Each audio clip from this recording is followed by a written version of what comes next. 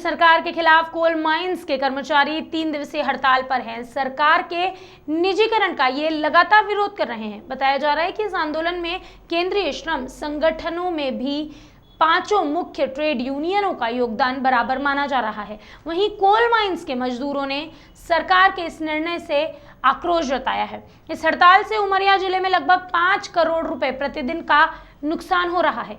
देश भर में 80,000 करोड़ का नुकसान प्रतिदिन किया जा रहा है।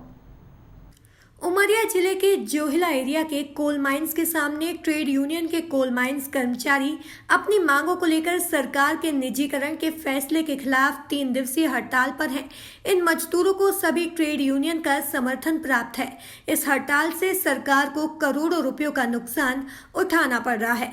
अगर यह हड़ताल का यही रूप रहा तो आने वाले दिनों में बिजली संकट भी गहरा सकता है। इस मामले में देश की सरकार के अनुषंगिक संगठन भारतीय मजदूर संघ के प्रदेश सचिव निरंजन सिंह ने बताया कि केंद्र की सरकार जो मजदूरों के खिलाफ कार्य कर रही है, भारतीय मजदूर संघ उसका विरोध करता है और करेगा। वहीं इस मामले में हिंदू मजदूर संघ के जिलाध्यक्ष उदय प्रताप सिंह ने बताया कि जोहिला एरिया में एक दिन में 5 करोड़ का टर्नओवर है।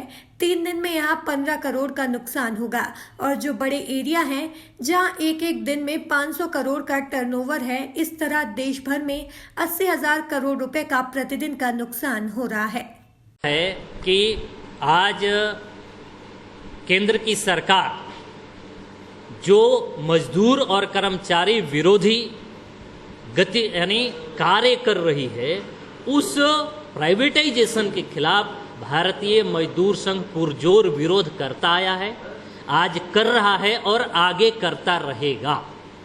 और केवल स्ट्राइक ही नहीं, अगर जरूरत पड़ी तो अलग अलग, आज हमारा कोल इंडिया में स्ट्राइक चल रहा है, कल हम अन्य संगठन अन्य उद्योगों में भी करेंगे और जरूरत पड़ी तो अनऑर्गेनाइज सेक्टर के साथ रोड पर उतरेंगे। उसमें चाहे वो आंगनवाड़ी की मांग है, वो आशा की मांग है, संविदा कॉन्ट्रैक्ट लेबर की मांग है, जो भी प्रवासी मजदूरों का मांग है, इसको लेकर के रोड पर यानी उद्योग से लेके रोड तक ये सरकार के खिलाफ आवाज उठाई जाएगी।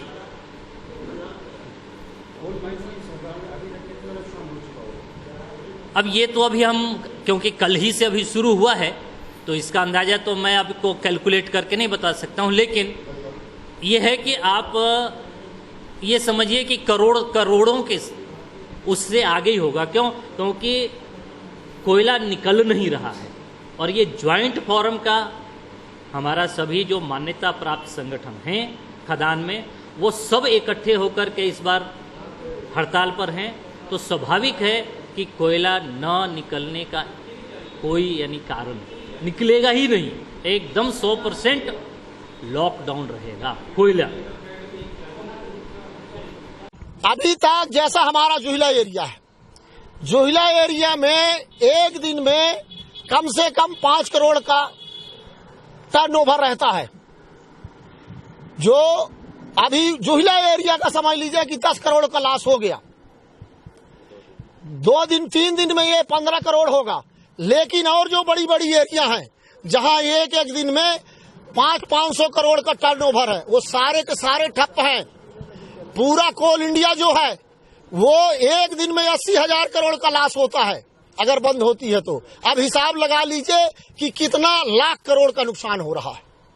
अब उसके बाद भी मोदी जी के कान नहीं खुल रहे, वो सारा नुकसान को कोरोना में समेट दे रहे हैं कि ये कोरोना के चलते इतना हुआ है। ये नहीं बता रहे कि मेरी तानाशाही के चलते इतना देश का नुकसान हो रहा है। आज इस कोयला खदान को स्वर्गीय इंदिरा गांधी ने मजदूरों को मालिकाना हक दिया था उद्योगपतियों से छीन के। आज मोदी जी मजदूरों के मालिकाना हक को समाप्त करके उद्योगपतियों अडानी और अंबानी के इशारे में काम कर रहे हैं। आज मोदी जी के तानाशाही के विरोध में ये हड़ताल में हम लोग खड़े हैं। आज सारे श्रम संघ, यहाँ तक कि आरएसएस का जो बीएमएस संघ है, जो बीजेपी का सपोर्टर है, वो लोग भी 100% आज यहाँ का अगर कोई नेतृत्व कर रहा है तो बीएमएस के पदाधिकारी नेतृत्व कर रहे हैं। समझ लीजिए कि मजदूरों के ऊपर कितना बड़ा संकट खड़ा है, इससे अपने आप अंदाजा लगाया जा सकता है। ये मोदी जी के पास मैसेज जाए, ये हमारा आप सभी से निवेदन है। गौरतलब है कि केंद्र की सरकार एक तरफ मजदूर, गरीब और जनहितैषी होने का दावा करती है, वहीं दूसरी तरफ पूंजीपतियों के हाथ में देश के उद्योगों को सौंपकर मजदूर विरोधी कार्य कर रही है, जिसके कारण उसके खुद के संगठन के लोग विरोध करने में जुट गए हैं। उमरिया से सुरेंद्र त्रिपाठी की रिपोर्ट।